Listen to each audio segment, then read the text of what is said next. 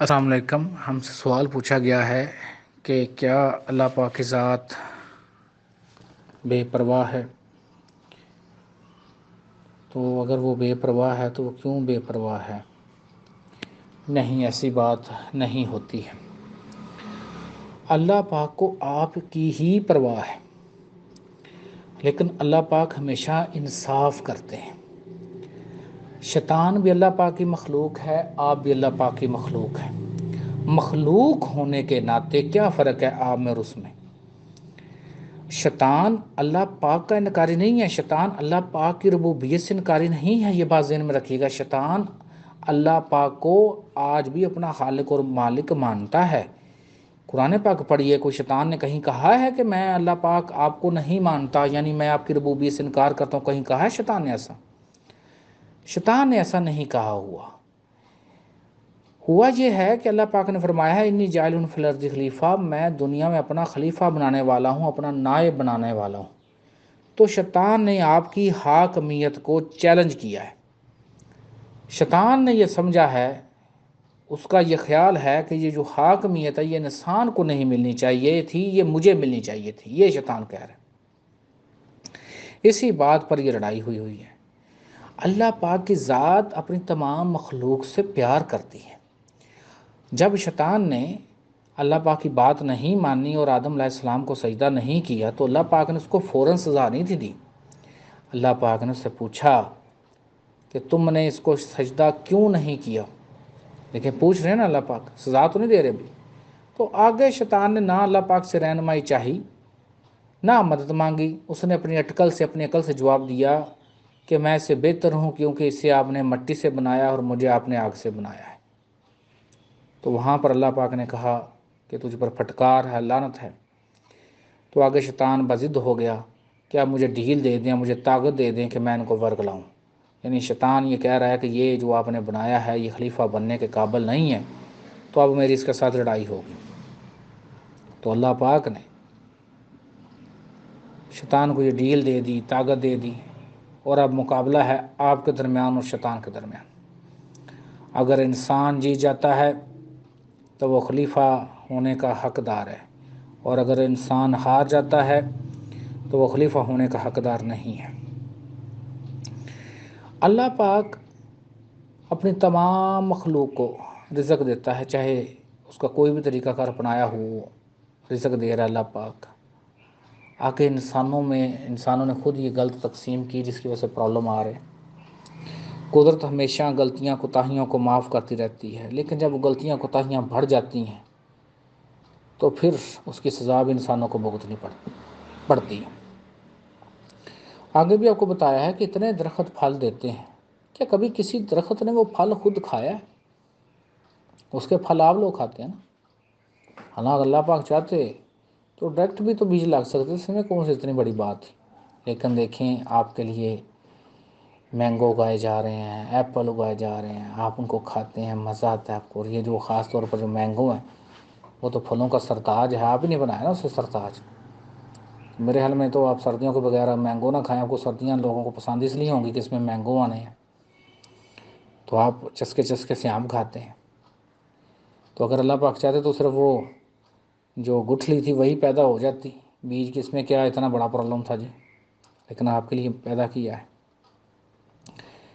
اللہ پاک اور اس کے نیک بندے حتی الامکان کوشش کرتے ہیں آپ کی رہنمائی کے لیے، لیکن جب آپ باضد ہو جاتے ہیں، ہٹ دھرم ہو جاتے ہیں، بار بار سمجھانے سے آپ بات نہیں سمجھتے، پھر آپ کو آپ کے حال پر چھوڑ دیا جاتا ہے.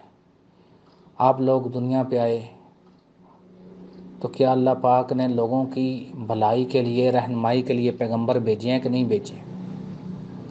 اپنے نیک لوگ بھیجے ہیں کہ نہیں بھیجے ہیں؟ بھیجے ہیں. آگے پھر دیکھیں جب وہ نیک لوگ آئے، پیغمبر آئے، تو عوام نے پیغمبروں کے ساتھ کیا کیا؟ لوگوں نے پیغمبروں کے ساتھ کیا کیا؟ کتنی کتنی تکلیفیں دی ہوئیں. حضرت لوط علیہ السلام کا واقعہ پڑھیں، حضرت ابراہیم علیہ السلام کا واقعہ پڑھیں، حضرت شعیب علیہ السلام کا واقعہ پڑھیں، آپ کو پتہ لگ جاتا ہے کہ انہوں نے کیا کوششیں کی اور آگے ان لوگوں نے کیا حرکتیں کی. آپ سرکار صلی اللہ علیہ وآلہ وسلم نے کتنا اچھا پیغام دیا تھا. کیا وہ لوگ آگے سے سمجھے تھے؟ کیا آپ صلی اللہ علیہ وآلہ وسلم کے راستے میں کانٹے نہیں بچھائے گئے؟ کتنی تکلیفیں دی گئیں، اور جو مانے ان کو کتنی تکلیفیں دی گئیں؟ بتائیے نا، غور کریں اس بات کے اوپر کہ اللہ پاک کو یہ محبت تھی کہ ان کی رہنمائی کے لیے اپنے حبیب کو بھیجا، آگے لوگوں نے منہ پھیرا، اور صرف یہی نہیں، اسی بات تک نہیں، آگے تکلیفیں دی۔ اور جب آپ صلی اللہ علیہ وسلم مدینہ منورہ میں تشریف لے گئے ہیں تو کیا ان لوگوں نے وہاں پر بھی آپ جناب کو کوئی سکون سے رہنے دی ہے؟ آپ صلی اللہ علیہ وسلم کے لیے وہاں بھی پریشانیاں پیدا کی ہیں کہ نہیں کی؟ اور پھر مکہ سے اٹیک کرنے پہنچے ہیں، غزوہ بدر میں، غزوہ احد میں، غزوہ خندق میں، تو اٹیک کرنے کی کوشش نہیں کی؟ تو پھر قدرت کیا کرے؟ پھر قدرت اپنا فیصلہ کرتی ہے، اور جو لوگ سمجھتے ہیں، جو اہل دل ہوتے ہیں، یہاں دل سے مراد دوبارہ مٹی والا جسم کا دل نہ سمجھا جائے، یہاں دل سے مراد یہ ہے کہ جو لوگ مرکز میں رہتے ہیں، کم از کم مرکز میں تو رہے نا، کم از کم کچھ نہ کچھ تو نیکی کی عادات اپنائے نا۔ یہاں تو ادھی عقیدت کے لوگ اسیر ہیں، چھوٹی چھوٹی باتوں پر ایک دوسرے کو مارنے کے، خون پینے کے پیچھے پڑے ہوئے ہیں لوگ۔ بتائیے مجھے، یہاں پر تو حق بات کہنے والوں کو ہمیشہ پرابلمز آتے ہیں، تو پھر قدرت کیا کرے؟ قدرت سمجھاتی رہتی ہے، جب انسان نہیں سمجھتے، ہٹ درمی کرتے ہیں، پھر قدرت جو ہے ان کو ان کے حال پر چھوڑ دیتی ہے۔ اور یہاں پر میں اپنی ذاتی روحانی کفیات کا ایک واقعہ کہنا چاہتا تھا، لیکن مسلطاً نہیں کہہ رہا۔ جب میں انتہا پہ پہنچا، بس اس کو چلیں چھوڑ دیجیے، تو اللہ پاک شروع میں کبھی بھی لاپرواہ نہیں اپنے کسی بھی مخلوق سے، چاہے کوئی جیسا بھی اس کو روٹی تو روزی تو مل ہی رہی ہے نا، تو اللہ پاک چاہتے تو اس کی روزی روٹی بالکل ہی بند کر دیں، پتہ لگ جائے، ہوا بالکل بند ہو جائے تو کیا کر سکتے ہیں آپ؟ سانس نہیں لے سکیں گے آپ لوگ، تو پھر کیا کریں گے؟ اللہ پاک انتہا تک انسانوں کی مدد کرتے ہیں، لیکن جب انسان انتہا ہٹ دھرم ہو جاتے ہیں تو پھر قدرت جو ہے ان اعمال کے بدلے سزا متعین کرتی ہے۔ اب دیکھیں نا، اللہ پاک نے فرمایا نہیں ہے کہ اللہ پاک تو کسی پر ظلم نہیں کرتا، یہ تو تم لوگوں کے اپنے ہاتھ کی کمائیاں ہیں، کہ تم لوگوں نے اپنے ہاتھوں سے ایسے یہ اعمال کیے ہیں جس کی پھر تم سزا بھگتو گے۔ اللہ پاک تو رحیم اور کریم ہے، لیکن جہاں وہ رحیم اور کریم ہے، انہوں نے انصاف بھی کرنا ہے، انہوں نے عدل بھی کرنا ہے۔ عدل اور انصاف کے تقاضے ہیں کچھ جن کو پورا کرنا پڑتا ہے۔ امید ہے بھائی کو جو آپ کی سمجھ آ گئی ہوگی، نہیں آئی تو دوبارہ پوچھ سکتے ہیں۔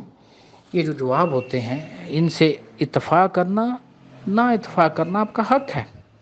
آپ مجھے وائس میسج بھیج دیجیے، ریٹن بھیج دیجیے، میں اس بات سے اتفاق نہیں کرتا اور اس وجہ سے نہیں کرتا۔ اگر آپ اس میں لڑائی جھگڑا کرنا کا چاہتے ہیں تو پھر تو ایک فضول کام ہے نا، وہ کیا اس کی کیا میں کہہ سکتا ہوں اس معاملے میں۔